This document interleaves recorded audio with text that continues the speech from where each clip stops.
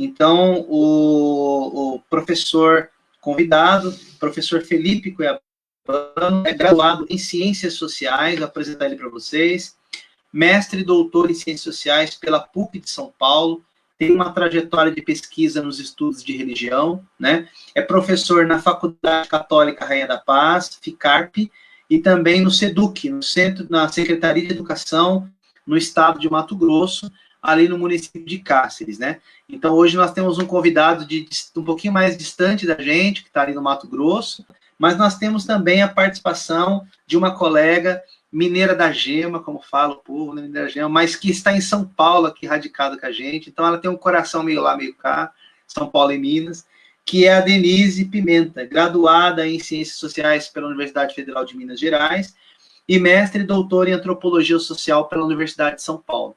Nós temos um grande prazer de tê-los conosco no nosso projeto, e especificamente hoje, para falar conosco um pouco sobre a experiência de vocês, para tentar fazer com que esse tema dialogue, né, com os trabalhos que vocês fizeram e com as perguntas que nós elaboramos previamente, para que vocês pudessem dar um pouquinho de estímulo aqui para a galera que está assistindo, que está acompanhando. Vamos abrir já com uma pergunta aí agora para o professor Felipe Cuiabano, ali de Mato Grosso, da cidade de Cáceres, professor, mestre, doutor em Ciências Sociais. Nós queremos começar com a pergunta para ele. A cura, professor Felipe, se você pode nos ajudar com isso, ajudar o público, interagir, conversar, bater um papo, falar alguma coisa com a gente aí. A cura é um elemento místico que opera como um atrativo à parte para os interessados, para os convertidos na espiritualidade católico-carismática? Já que, e você tem essa liberdade aqui também de falar para as pessoas que estão assistindo agora também, de onde vem sua pesquisa, o que você faz, etc. Porque as pessoas vão entender um pouco por que eu... Oi, gente, boa noite. Antes de qualquer coisa, eu gostaria de me apresentar um pouco para vocês. Meu nome é Felipe, né? Felipe Cuiabano, eu sou professor, trabalho já há um bom tempo aí, né, na docência. E o meu interesse pelo campo religioso e, sobretudo, pelas pesquisas dessa interface entre religião e sociedade é um interesse que, graças a Deus, já há um bom tempo eu penso nisso. E eu acho que todos nós, das ciências sociais, né, falando entre cientistas sociais e falando para pessoas que estão assistindo a gente, né, as ciências sociais, elas sempre tiveram, né, essa coisa de tentar perceber, né, de que modo se organiza o pensamento religioso e de como ele também se relaciona na dinâmica social do seu tempo, né? Então, acho que lá atrás, né, dentro da graduação, isso já começou, ao menos no meu ponto de vista, né, me chamar muita atenção, e eu fui fazendo pesquisas assim, gente. Então, muito rapidamente, o meu campo de pesquisa, né, eu comecei nos anos 90, acho que foi em 98, 99, né, a minha primeira ideia, dentro, inclusive, da dinâmica dos anos 90, do movimento religioso brasileiro, a gente teve muita efervescência, que no caso seria a efervescência pentecostal da Igreja Universal do Reino de Deus, né? Então, eu comecei lá mesmo, nos anos 90, então, meu primeiro objeto de pesquisa, trabalhando ainda no mestrado, foi justamente pensar nessa dinâmica da Igreja Universal, né? Só que aí, na minha dissertação, eu fiz uma discussão entre o campo religioso e o campo político, né? E como que a Igreja Universal transitava, né, para formar perfis eleitorais, como que a Igreja Universal transitava, né, para formar uma espécie de argumentação religiosa política, né? Que narrativa que era aquela, né? Que depois a gente vai percebendo que, na verdade, é uma micronarrativa, porque dentro da narrativa religiosa havia uma espécie de reinterpretação de uma narrativa, então, um pouco mais aplicada para o projeto político da Igreja Universal do Reino de Deus. E, no meu caso, quando eu fiz isso lá nos anos 90, aqui no Mato Grosso, né, na nossa região, a gente já tinha esses reflexos do movimento político, né, da IURD. E eu consegui lá atrás ainda, né, perceber como que eles começaram aqui no Mato Grosso formar seus primeiros candidatos. E foi os primeiros. Eu, inclusive, acompanhei o primeiro deputado eleito da Universal mesmo, porque uma coisa é a Universal ter seus candidatos, a partir do seu relacionamento político. E outra coisa é a Universal ter candidatos religiosos, ou seja, pastores que se tornaram políticos, né? E isso estava sendo muito comum já no Brasil, mas no Mato Grosso foi aparecendo mais nesse momento. E aí eu pude acompanhar isso muito de perto. Então, lá atrás, gente, essa ideia da cura, da devoção, que é o assunto de hoje, acabou aparecendo muito, né? Porque todo o trabalho de campo, né, a gente vai fazer etnografia, a gente vai acompanhar, né, essa coisa do de perto e de dentro, né, que a gente vai ali e fica e tal, e eu acompanhei muito isso, né, principalmente esses cultos de cura, de libertação, né, e como que isso tudo dentro do ideário, vamos dizer assim, religioso, foi se aproximando de um perfil político, né, ao ponto de ter uma espécie de cura que fosse espiritual, mas que se fosse também instrumentalizada como algo no campo político, né? E aí eu captei um tempo, eu acho muito importante, que já estava acontecendo, né? Então eu sou só mais um que captou, mas eu acabei captando o que depois eu fui chamar, das leituras que eu fiz, de política da salvação, né?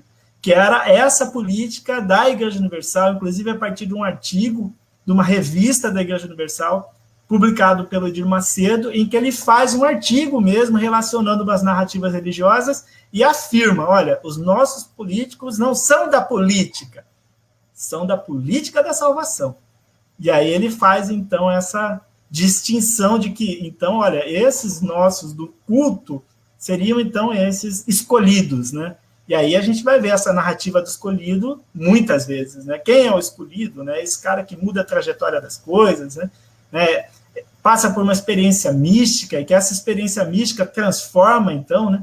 Bom, isso aí eu fui fazendo, gente, e lá no mestrado, e foi interessante porque, assim, para o tempo de hoje, né, devoção e cura, pensando primeiro corpos que curam, e para depois corpos que se curam e curam outras pessoas, né, tem tudo a ver mesmo com essa instrumentalização, com essa racionalização, né, que a gente poderia chamar do Weber, né, essa ideia de racionalização, né, do sagrado. E aí, depois, né, isso foi no final dos anos 90, e aí, mais ou menos 2009, 2010, aí eu passei a pesquisar um outro campo religioso, né, uma outra concentração religiosa, que no caso era do catolicismo, só que era do catolicismo carismático, que também tinha uma proximidade muito grande com o pentecostalismo, né? Então, eu costumo dizer que desses 20 anos que uma tese de doutorado completou a minha pesquisa de mestrado. Então, eu passei 20 anos dialogando, mais ou menos, sobre essa transição de como que o discurso pegou pelo ideário religioso pentecostal evangélico e urdiano, que é neopentecostal, né, e tem todos lá os traços, e como que isso depois vai produzir eco no catolicismo, aqui também no Mato Grosso, né?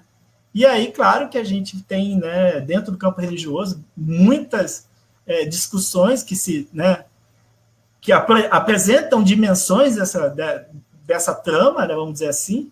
E aí, dentro do doutorado, a partir dos estudos da Igreja Católica, no caso, da Renovação Carismática Católica, eu também consegui aí ver, como um outro momento de pesquisa, o meu objeto já era perceber que aqueles perfis que eu percebi lá no pentecostalismo iurdiano dos anos 90, eram os perfis que, no caso, por exemplo, da cidade onde eu estou, que é Cáceres, que é uma cidade tradicional, tem aí mais de 2 séculos, e é marcada historicamente, como a maioria das cidades históricas, a professora de Minas pode falar isso, né, pela presença católica, né?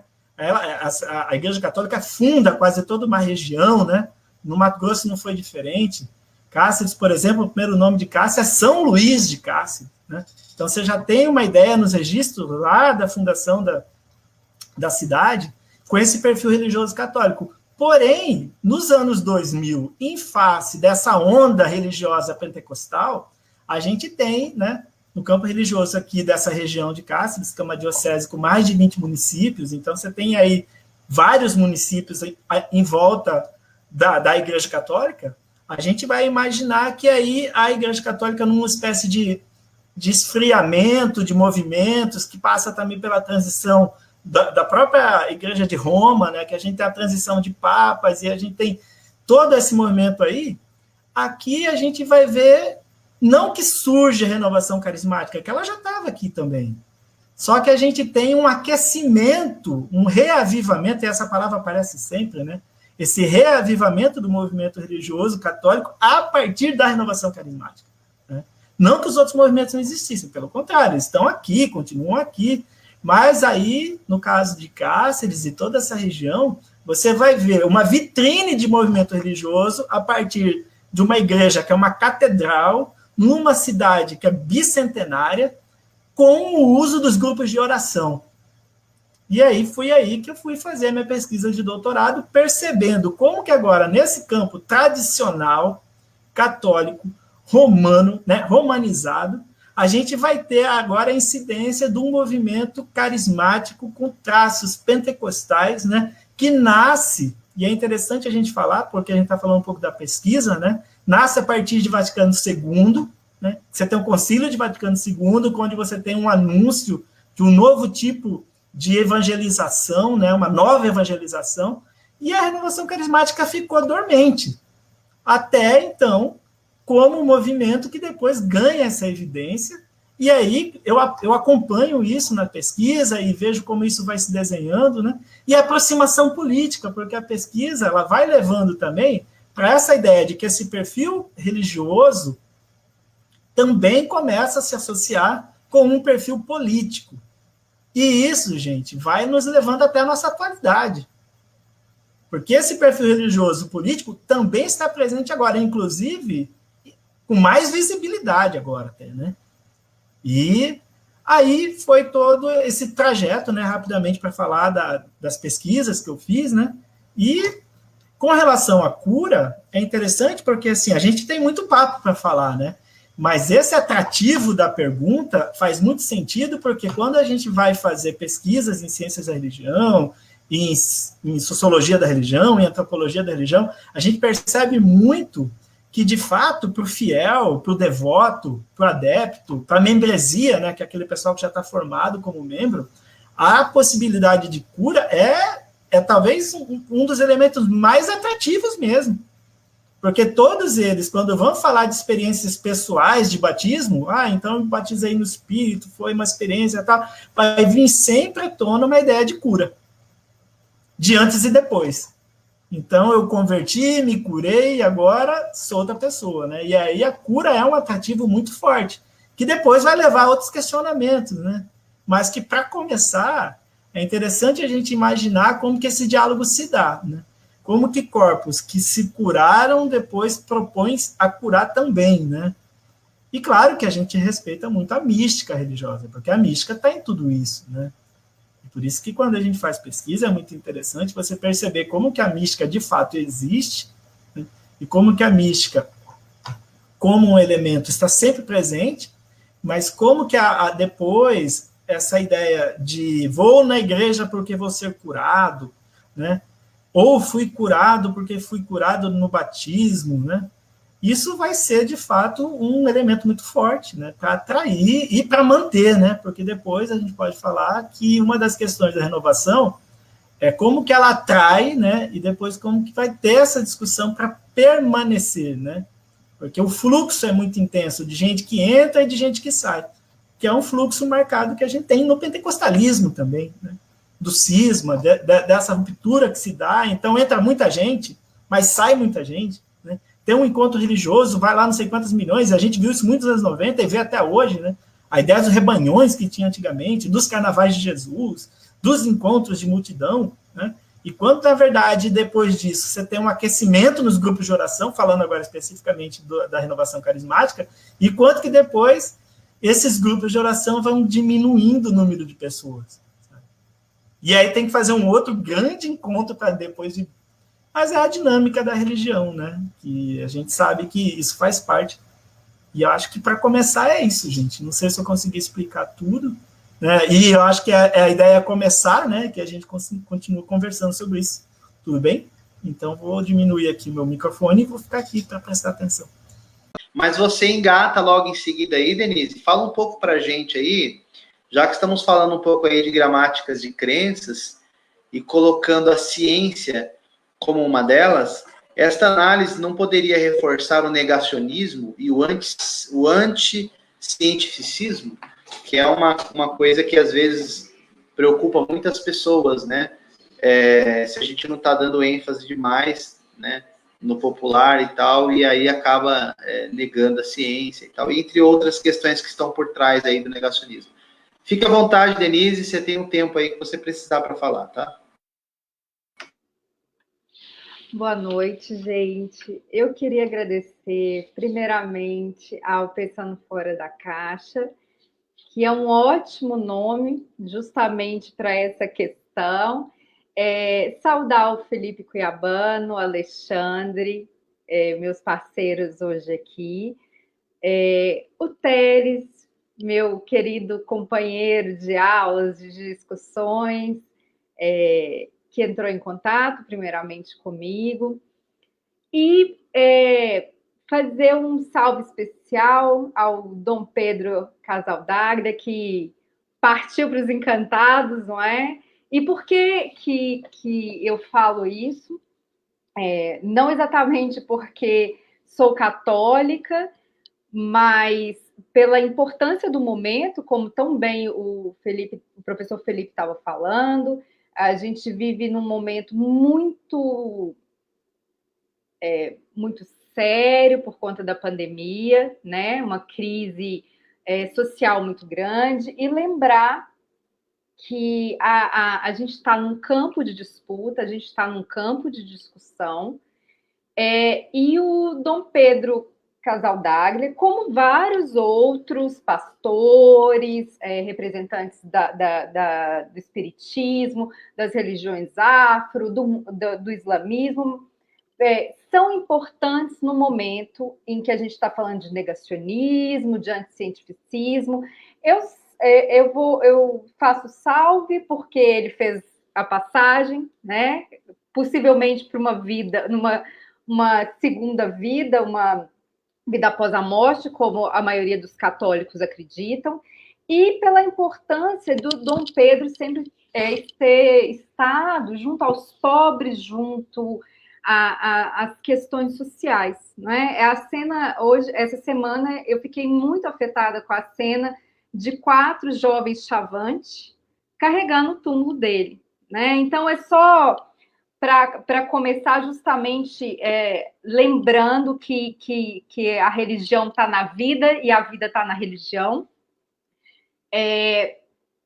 Então, eu fiz graduação em Ciências Sociais na UFMG, tive uma orientadora que é a professora Leia Pérez. A Leia, ela estudava religião e eu sempre estive, enquanto aluna, entre os estudos antropológicos da religião e os estudos africanos.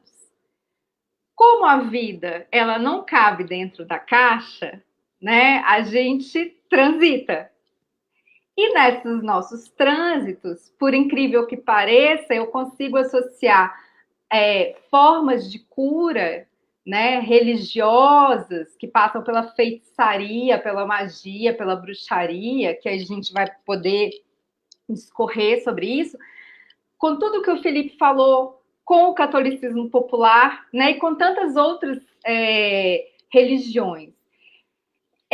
Eu sempre fui muito interessada na religião católica e eu sempre fui muito interessada no materialismo do catolicismo popular, que é a sua relação com objetos, que é a sua relação com promessas. Eu sempre fui muito interessada em promessas. E, justamente pelo que o Felipe falou, promessa tem a ver com cura, geralmente, né?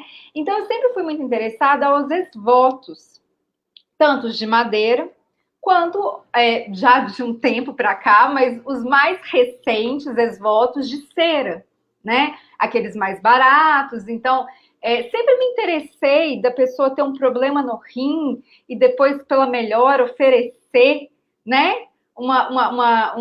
Um rim ou de madeira ou de cera. Eu sempre achei aquilo ali muito interessante e eu trago isso da minha infância, porque a minha família mineira, ela é católica E a gente pode perceber que o catolicismo, nas gerações de mulheres, né, quando uma família é católica, o gênero e as gerações são elementos muito importantes, né? Então, a bisavó passa para a avó, que passa para a mãe, que passa para a filha, uma promessa, um ciclo de promessa infinita, que eu descobri com os devotos que eu estudei, que a gente tem a ideia de que a promessa acaba, né?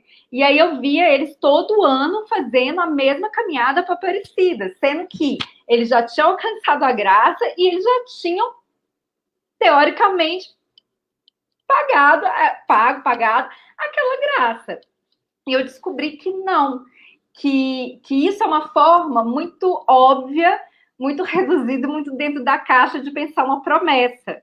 Então, eu sempre me interessei por isso, por essa questão familiar, da mulher, das mães. É incrível, eu morei um tempo em Aparecida do Norte, onde eu fiz a pesquisa de mestrado na USP, né, pela USP, e era incrível a quantidade de mulheres, jovens e também mais velhas, principalmente mulheres pardas e pretas, né? Porque uma coisa é o final de semana em Aparecida, no Santuário Nacional. Você vê muitas mulheres brancas, muitas pessoas de vários estados, mas o decorrer do dia a dia, ele é diferente. Aí você vê quem vai cumprir a promessa ou vai fazer a promessa no dia a dia, né? Então, assim, a quantidade de mulheres pretas, pardas, periféricas que vão à Aparecida para fazer a promessa ou pagar a promessa é muito grande.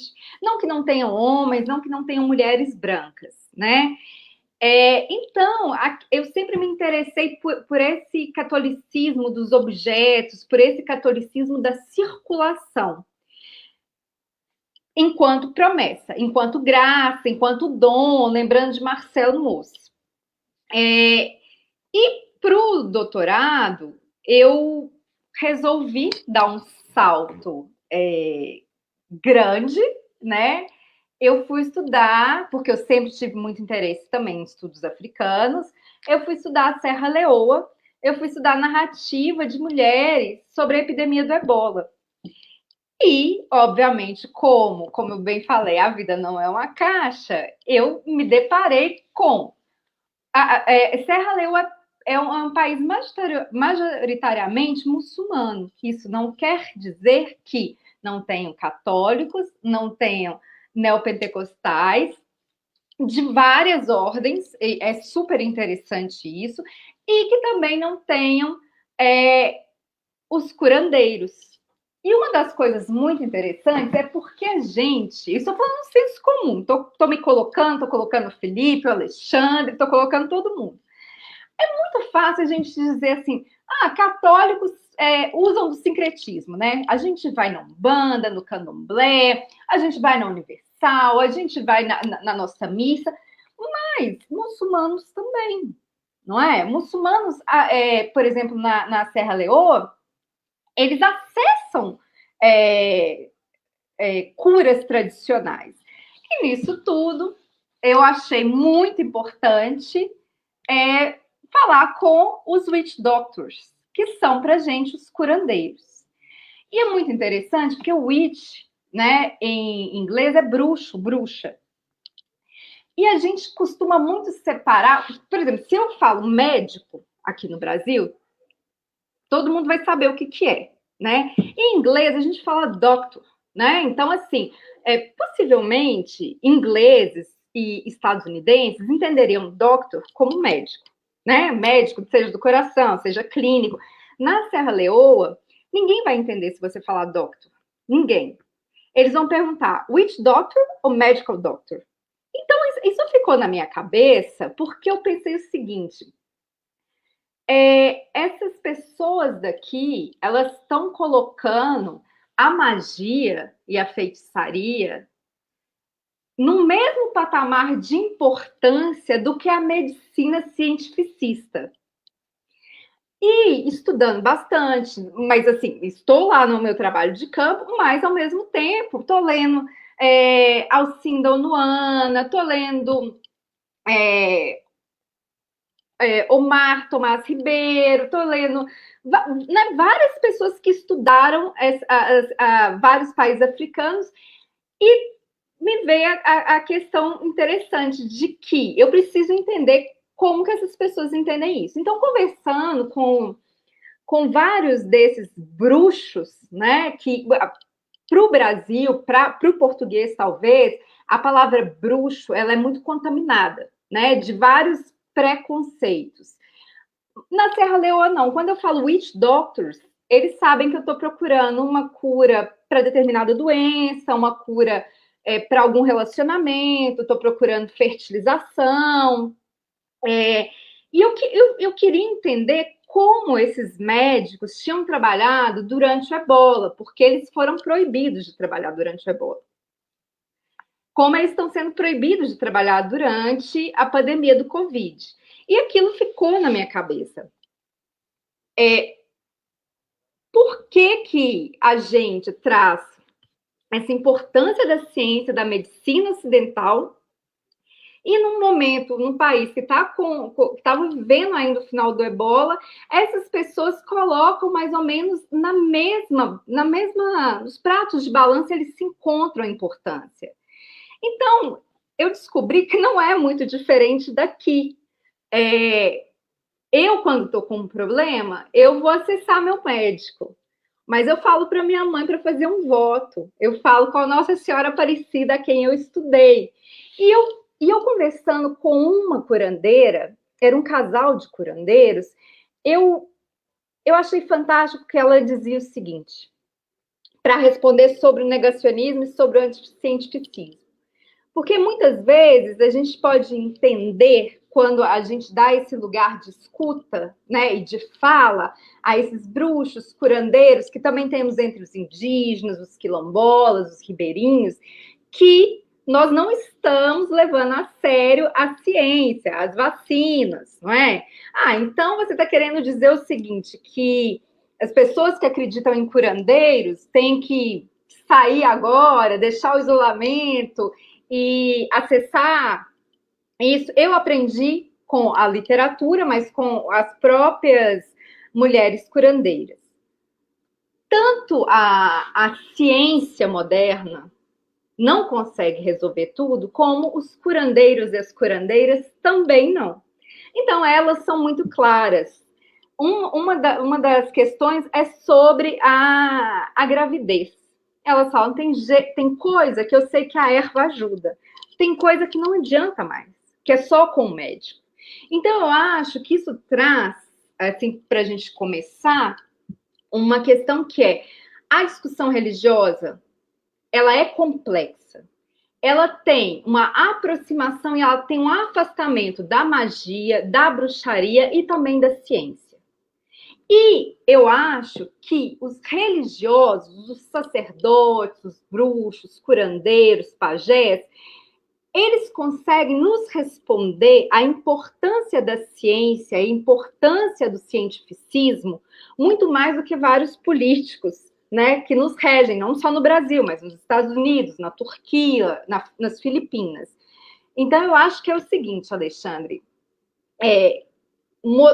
mostrar como as pessoas acessam as diversas divindades, as diversas formas, trajetórias alternativas de cura. A gente chama de alternativa, mas a Maria Paula Menezes, que é uma moçambicana, ela contesta isso. Por que alternativa? Né? Por que a nossa medicina ocidental seria a escolhida e as outras seriam alternativas? Né? Então, eu acho o seguinte, é possível se acessar tudo e, em momento nenhum, as diversas formas de cura, elas estão em harmonia. Eu não vejo dessa forma. Eu acho que, sim, é um lugar, é um território de discussão, de debate, de disputa de narrativas. Mas eu acho extremamente vil de quem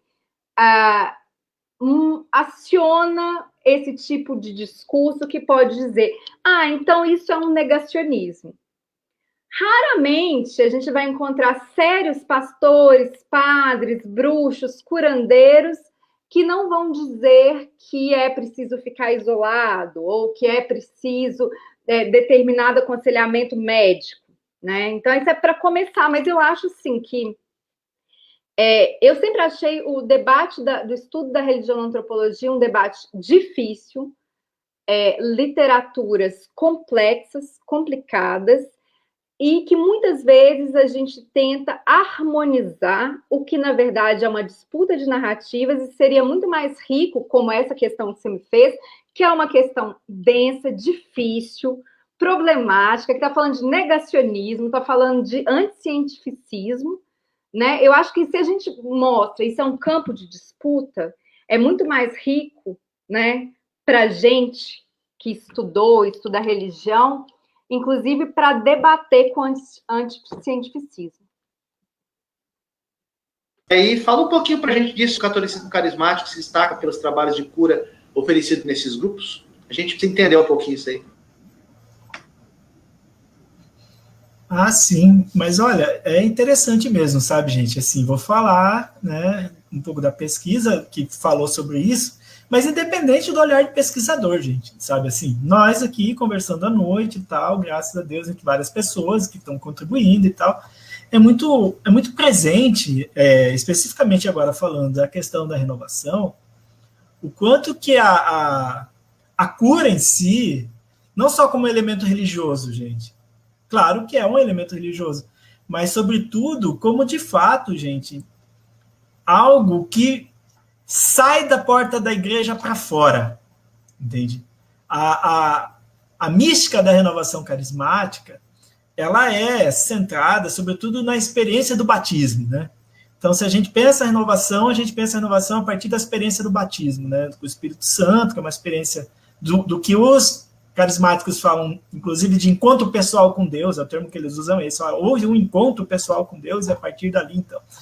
E é interessante porque, assim, a dinâmica da renovação carismática, para quem conhece, ou para quem vai pesquisar, ou para quem está pesquisando, é que ela se organiza, sobretudo, sobre o seu núcleo, a sua mola central, que seria o grupo de oração, né? Ela tem suas hierarquias, evidentemente, como qualquer movimento religioso, ela tem sua dinâmica de uma estrutura organizacional, mas ela funciona mesmo, gente, a partir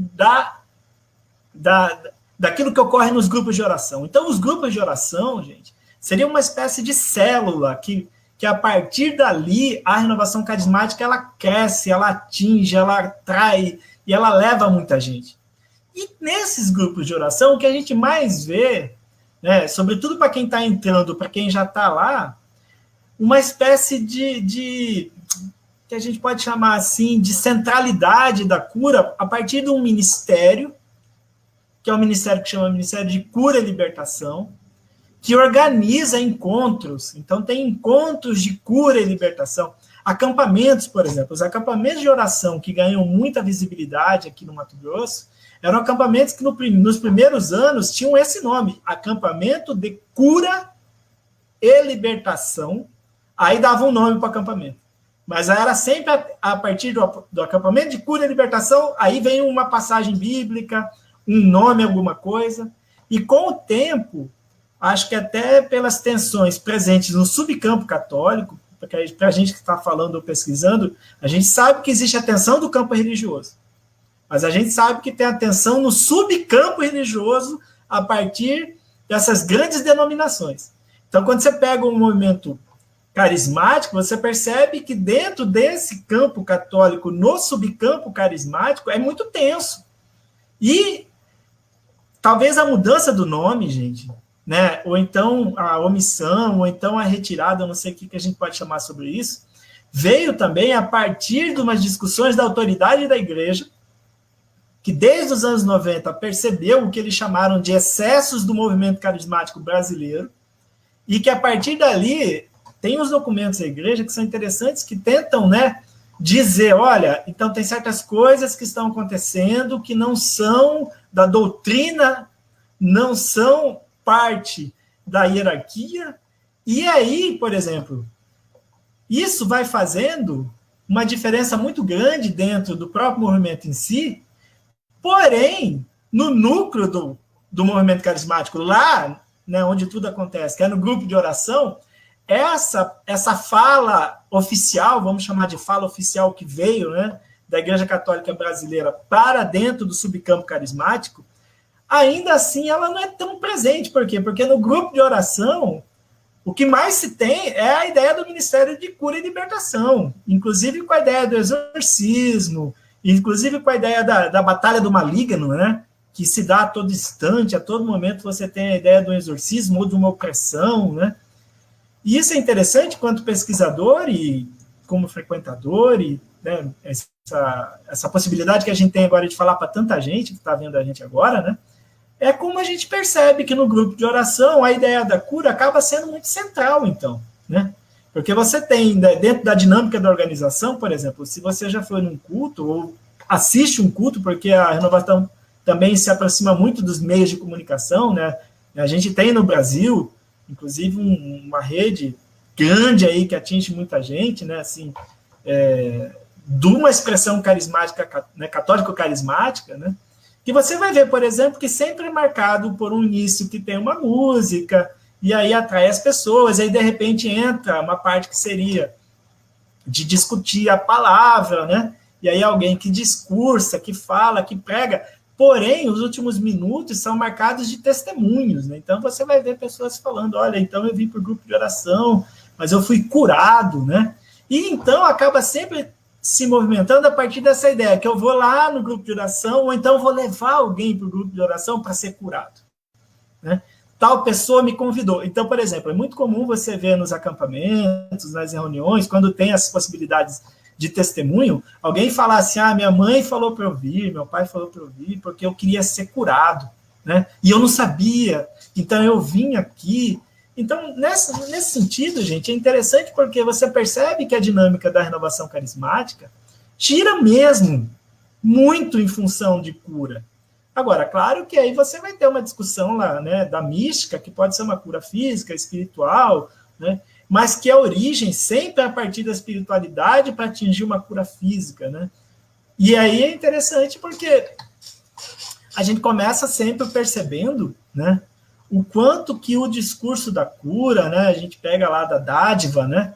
É tão interessante a gente pensar lá na dádiva lá atrás, né? Como que isso é para nós cientistas sociais, né? A gente vai ler e depois vai para o campo, né? Quando você chega no campo, você fala, poxa, de verdade, a gente tem uma mística que está sendo toda tramada, né? Como se fosse aquela coisa da teatralização, né?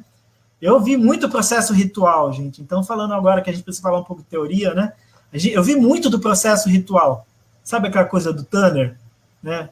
Do processo ritual, da teatralização. A cura é muito isso, né? Você tem momentos de cura, né? Que tá tudo teatralizado, a música está teatralizada, né? A fala está teatralizada, muitas vezes acompanhando, por exemplo, de um grupo de pessoas que aí já vem de um outro ministério que opera com muita força dentro da renovação, que é o Ministério Jovem, que é justamente de jovens que foram curados, que encenam peças teatrais, né?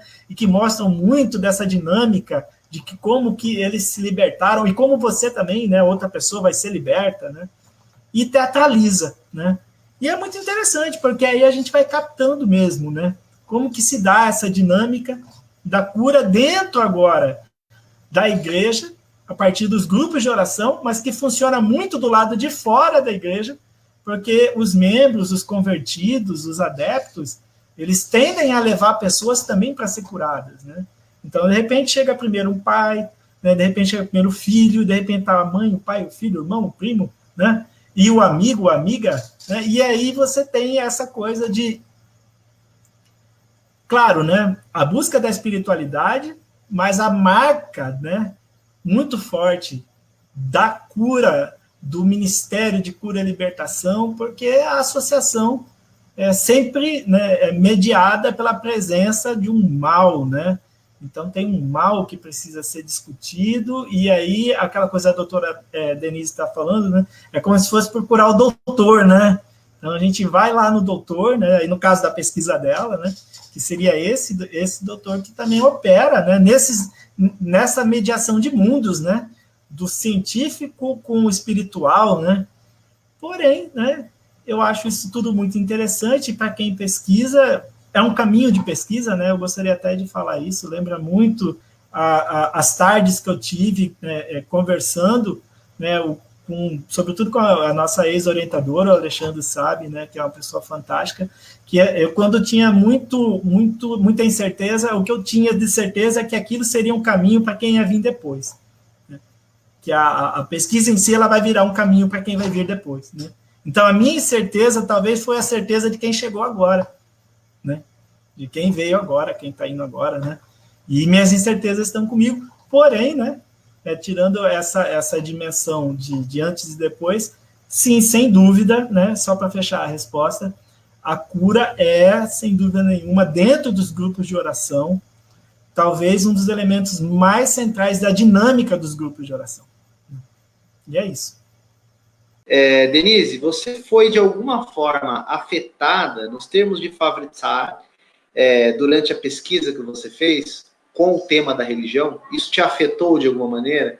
Você tem alguma forma de afetação aí que você pode falar sobre isso e que isso seja importante ser destacado agora na sua fala, na pesquisa?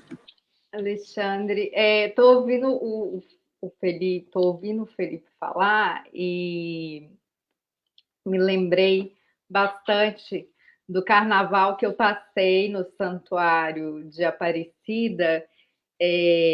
Metade eu, né, conversava com as mães, com os devotos, ia atrás do que as pessoas estavam comprando ou levando como votos, né? Que tem a questão do dom, né? Como bem o Felipe falou, né? A gente sempre traz o MOS, né? Não tem como fugir, que bom, né? Dar, receber, retribuir, né? Então tem tudo a ver com a promessa, tem tudo a ver com o ex-voto, né? Você promete, você recebe a graça e você retribui, né? Então eu estava muito interessada nesse circuito e mais metade do dia eu passava com jovens carismáticos no subterrâneo do Santuário Nacional de Aparecida, que era exatamente o Carnaval dos Carismáticos, que é um carnaval que ali em Aparecida, no santuário, faziam testemunhos, e me lembra, antes de responder a sua questão, mas que também tem a ver, me lembra muito o que, na época, eu notava também, na dádiva da promessa, é muito importante o testemunho, né? Por que você não agradece na sua casa? Você tem que fazer uma romaria a pé de 100 quilômetros, como eu fiz acompanhando os romeiros para Aparecida, ou cortar o cabelo em público, né? Levar alguma coisa, uma cruz, porque é muito importante para a maioria das religiões, não posso dizer todas, mas algum tipo de testemunho. Porque a gente tem que lembrar que aqui a gente está falando mais do catolicismo, né, margiano, o neopentecostalismo, o pentecostalismo, mas a gente tem que lembrar que o testemunho ele faz parte da cura nas religiões, né? Ele faz parte, inclusive, em outras gramáticas, como a ciência, né? Que aí a gente não fala em testemunho, mas é muito importante verbalizar, performar que você alcançou. Isso tem a ver com o que você prometeu e você performa para a divindade, para a entidade, e você performa para um público, né? Que, como o Felipe bem falou, tem essa questão de quando eu performo, eu também estou evangelizando, não é? Eu recebi a cura, eu agradeço, a minha performance é de agradecimento, né? Eu recebi, eu tô retribuindo, e ela faz parte de um testemunho de fé, um testemunho de cura, que é muito importante para todas as religiões, não é? Para ganhar adeptos, doações, células de religiosos, né? Não domino todas as religiões, mas posso dizer com certa tranquilidade que o testemunho é muito importante para a maioria delas, né? E falando agora se eu fui afetada, é uma coisa muito interessante de dizer, já que o nosso público aqui tem antropólogos, sociólogos, mas também tem gente, teólogos, teólogas e cientistas da religião. Devo dizer o seguinte, que na antropologia, talvez uma antropologia ali mais antiga, de uns 10 anos, sei lá, uns 15 anos para trás, era muito difícil um antropólogo ou um sociólogo que se assumisse devoto de alguma religião ou adepto para lembrar dos meus amigos aqui, não vou falar os nomes, mas das suas religiões, né? Fardado na barquinha ou revertido ao islamismo, convertido ao pentecostalismo, ou se assumindo, minha família é católica, eu estou voltando a essas raízes. Sempre foi uma questão muito mais de eu vou estudar, não é? A experiência dos meus interlocutores, das minhas interlocutoras, e muito menos falar de si. E muitas vezes, isso é comum, um antropólogo ou uma antropóloga, quando vai estudar religião, ou vai estudar porque teve uma experiência com determinada religião, ou porque ouviu, ou porque tem uma família, como eu tenho, uma família católica, que passou por essa experiência. Então, é muito importante a gente entender que teólogos, eu estou generalizando, mas eu acho que vocês vão entender, teólogos, teólogas, cientistas da religião, eles dão um salto, porque muitos, né, estou generalizando, mas muitos sim vieram de religiões, né? Tem uma trajetória, uma narrativa de eu era evangélico, eu era católico, e fui estudar por interesse. Então, vão para a ciência, vão para os estudos com muito mais facilidade do que um antropólogo, um sociólogo que estuda a religião vai dizer, não, eu sou devota, eu sou crente, eu me reverti ao islamismo. Felizmente, hoje, cada vez mais, eu posso dizer o nome de uma grande pesquisadora brasileira do islamismo, que é a Franci Rose Campos, que ela se reverteu recentemente, alguns anos, né, gente, ao islamismo, e ela sempre fala, existe eu,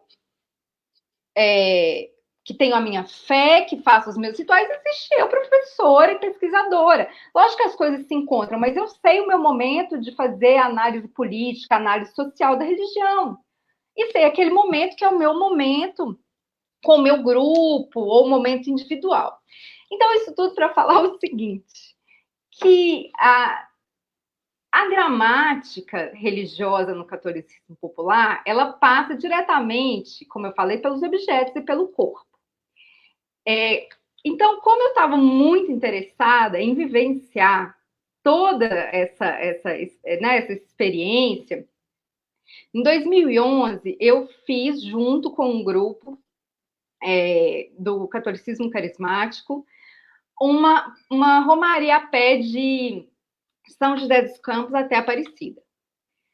É muito interessante porque durante o processo, é um processo muito difícil, é muito doloroso para o corpo, né? Você não dorme, você descansa 15 minutos, então você fica ali 2 dias caminhando. A estrada é perigosa e a gente tem, felizmente, a proteção dos caminhoneiros, porque não tem luz, né? Então, assim, eles sabem que os devotos estão dia 11, dia 12 na Dutra, então eles se preparam e estão atenciosos a isso. Então, caminhando, eu tive todas as experiências do mundo. Me perguntar o que eu estou fazendo aqui. Chorei bastante de dor, é muito comum as pessoas chorarem, as pessoas tomam muito remédio para dor, de Dorflex a todos os outros, inclusive sprays que passam em músculo de cavalos, né, para aliviar as dores musculares e ósseas, musculares mais, né?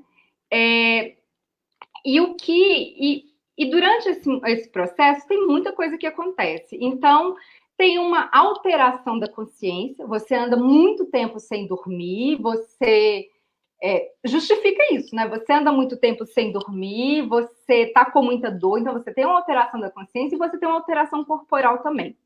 Que você passa longas horas sem perceber que você estava caminhando. E o interessante foi o seguinte: muitas pessoas desistem, e pessoas que têm fé, que estão pagando promessas. Para mim, eu estava como ali pesquisadora, não passava pela minha cabeça em desistir de forma nenhuma. Eu fui uma das últimas a chegar, eu e outra menina. Fomos as duas últimas a chegar de 100 pessoas. Mas não passava pela minha cabeça desistir, porque eu tinha uma pesquisa. Quando eu cheguei, eu lembro que todo mundo entrou no santuário, eu só joguei minhas coisas no chão, eu pensei, nunca mais vou fazer isso na minha vida, não quero ver Nossa Senhora, essas coisas, né? Mas 2 momentos foram muito importantes. No momento que eu senti muita dor muscular, chorei muito, uma senhora virou para mim, que caminhava ao meu lado, e falou assim: pede Nossa Senhora para te carregar no colo. Porque é muito comum entre os romeiros de grandes distâncias pedir Nossa Senhora para ajudar fisicamente. Eu pedi, né? Eu falei, eu não sei se existe, mas me ajuda. Né? Essa é a mini afetação, a Lafavre-Sadar, e teve uma muito grande, que eu considero, que eu pus na minha dissertação, que foi o seguinte: quando eu cheguei, eu estava muito cansada, me joguei no chão mesmo, isso acontece, os romeiros, né, quem já foi no dia 12, vê romeiros de todos os lugares do país. Uma devota veio me perguntar: fiquei sabendo agora que você não é devota de Nossa Senhora Aparecida, você não está pagando promessa, você é pesquisadora? Aí eu falei: sim. Ela falou assim: mas você não é devota de Nossa Senhora? Eu falei: não, não sou. Ela falou assim: pois você repense, porque você viu um monte de gente devota que não conseguiu chegar aqui, que é devota, que pediu, que está ligada a Nossa Senhora. Então você repense. Neste momento, a Lafavre-Sadar, eu tive 1 minuto, que eu estava muito cansada, mas eu tive 1 minuto de dúvida. Né? Geralmente a gente tem 1 minuto de dúvida se Deus, se Nossa Senhora ou qualquer coisa é possível de curar. Eu tive 1 minuto de dúvida ao inverso. Será mesmo que eu não acredito em nada? Será mesmo que eu não acredito nessa potência de Nossa Senhora? Foi rápido, mas eu tratei com muita seriedade na dissertação, porque eu achei fundamental levar a sério o que a devota estava me falando e levar a sério também essas transformações corporais e mentais que eu tive. Então, posso dizer que, de certo modo, levando a sério os crentes e as devotas que eu cruzei, eu fui afetada.